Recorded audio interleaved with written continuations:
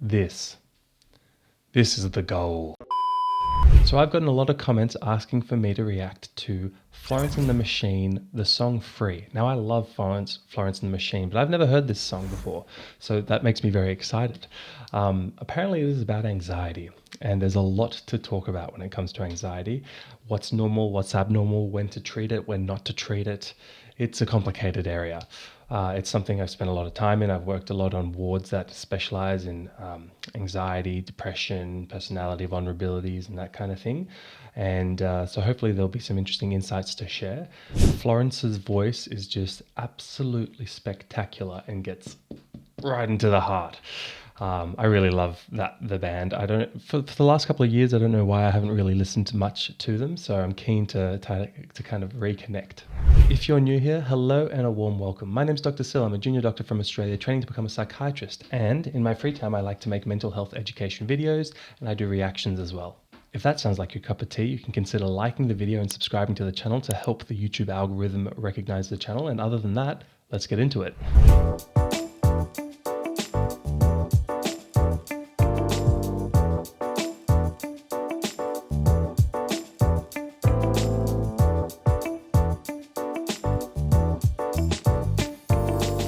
Okay, sorry, Albie. I just scared my dog. You're alright, my boy.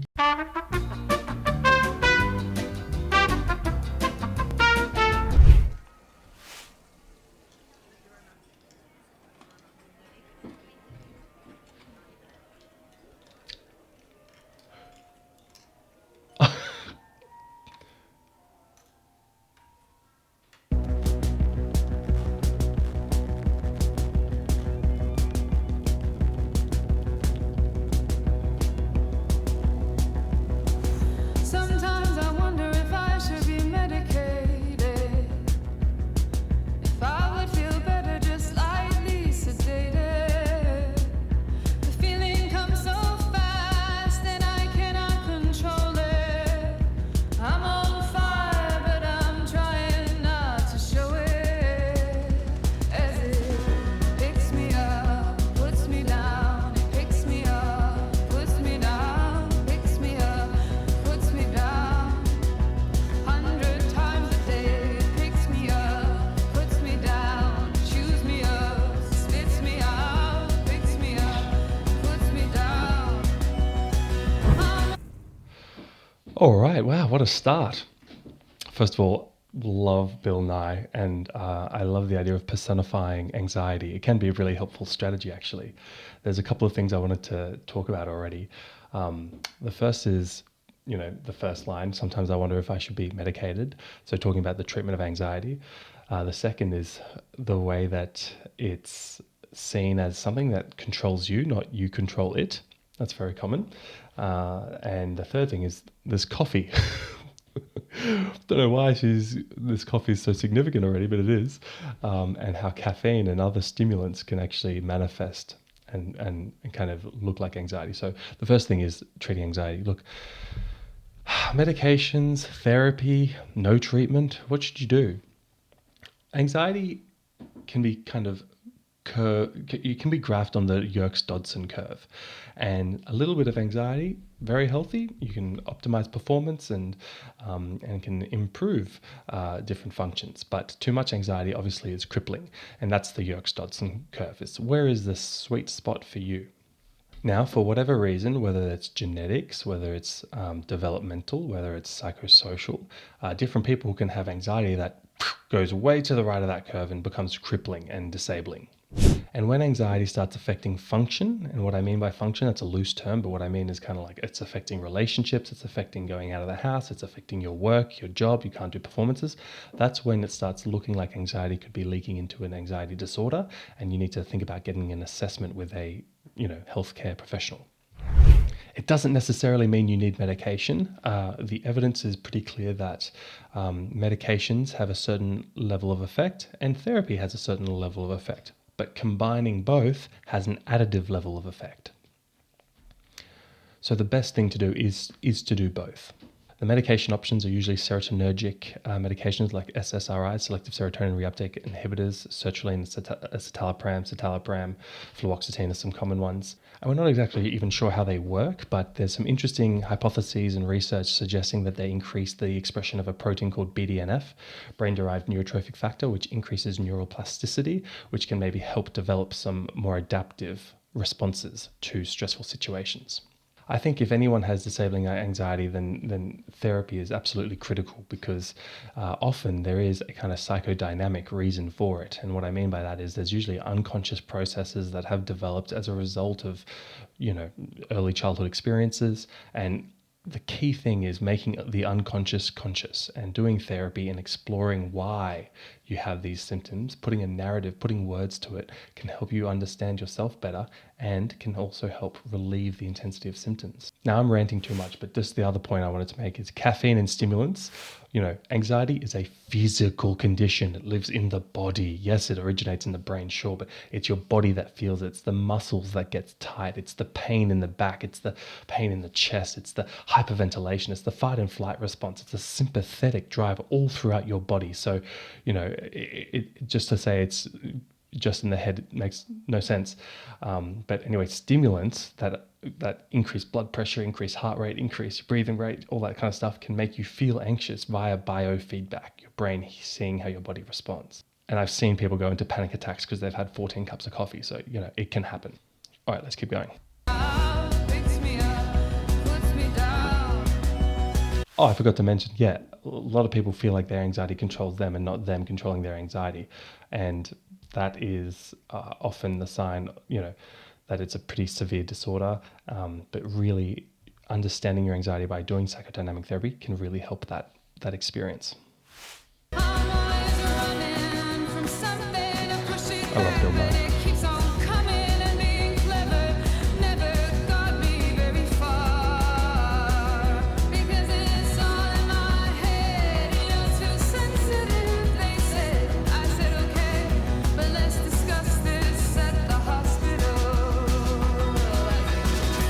Yeah, that's an interesting one. You're too sensitive, they said. It touches on the point around anxiety, especially in women. Look, anxiety is twice as common in women than men, and that's probably not just genetics. There's probably a psychosocial element here in that when little boys get anxious or angry, it's very tolerable for a little kid to express their anger physically, a little male kid to express their anger physically, punch a wall or a pillow or smash something. And it's externalizing behaviors. It's loud, it's out, it's directing the anger outwards. Whereas with women, that's not seen as very feminine. And so often what is developed, even if it's very subliminally or unconscious, is a social structure that supports internalizing the distress and conflict that they're experiencing. And that results in depression and anxiety rates being higher. And it's not great. And that's why sublimation is a wonderful defense mechanism. So sublimation is when you take the internal anxiety or conflict from one thing and you use it in something healthy. So I've taken up boxing lessons to help sublimate the anger that I get from day-to-day life, and I find it really, really helpful. And I encourage people with anxiety to do some kind of physical sport, because that outlet is just wonderful. And exercise has wonderful outcomes for anxiety as an anxiety treatment as well. Now, guys, I'm just noticing that I have not subscribed to Florence and the Machine. What a horrible thing. So I'm going to hit subscribe, and I'm also going to like her video. If you haven't done that to my channel, please consider doing it. It's a wonderful way to help the channel. All right, let's keep going.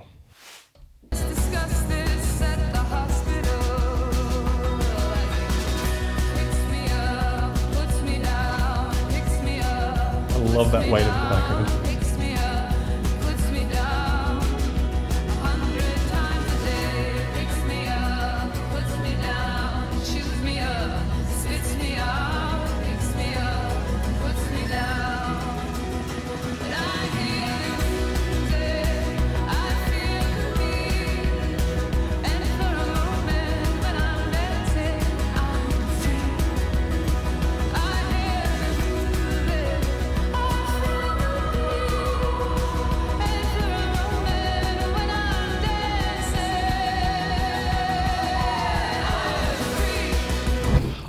isn't that just infectious? And that's right. That's sublimation, right?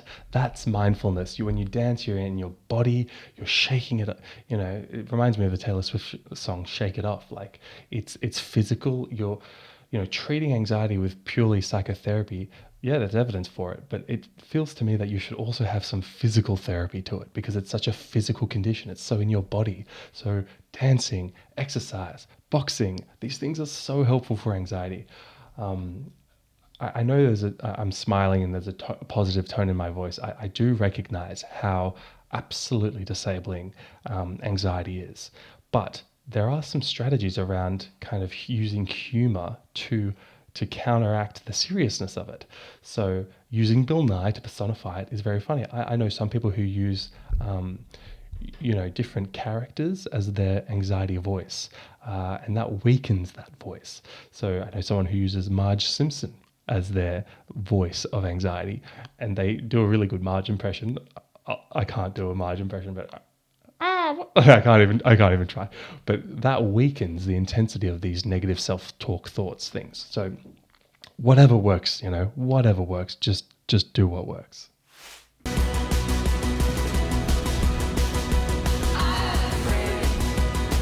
She's such a good dancer, like just so expressive.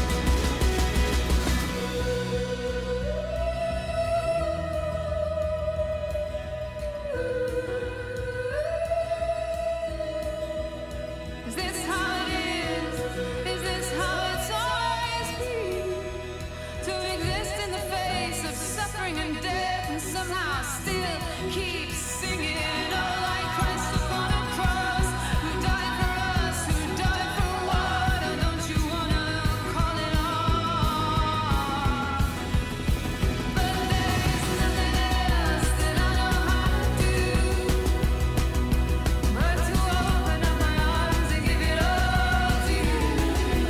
'Cause I hear music, I feel the beat, and for a moment when I'm dancing, I'm free. I'm free. I'm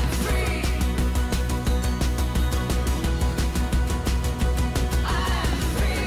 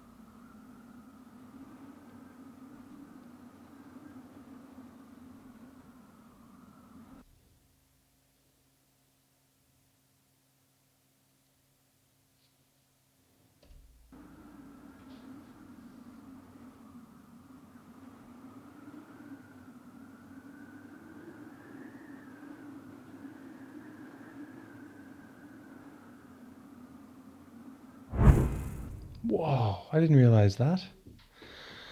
Okay, two huge things to comment at the end there. First is this scene. This is the goal.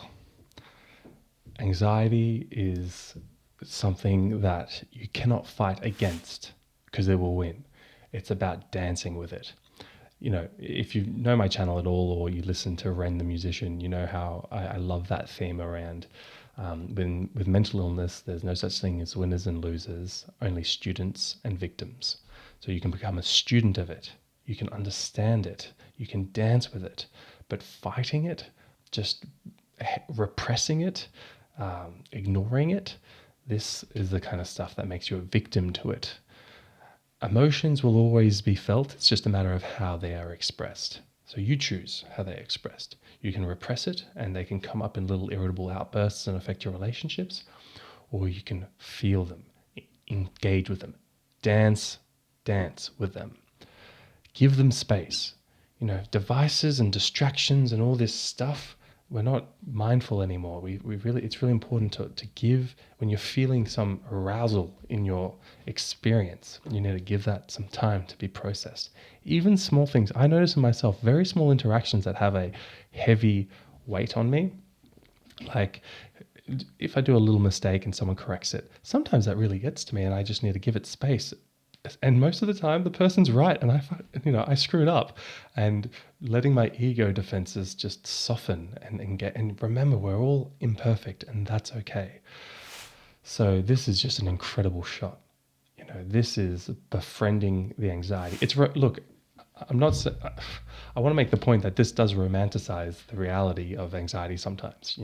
Anxiety can be absolutely crippling. I don't want to minimize that, but personifying it, using a bit of humor, dance, that's healthy. That's important.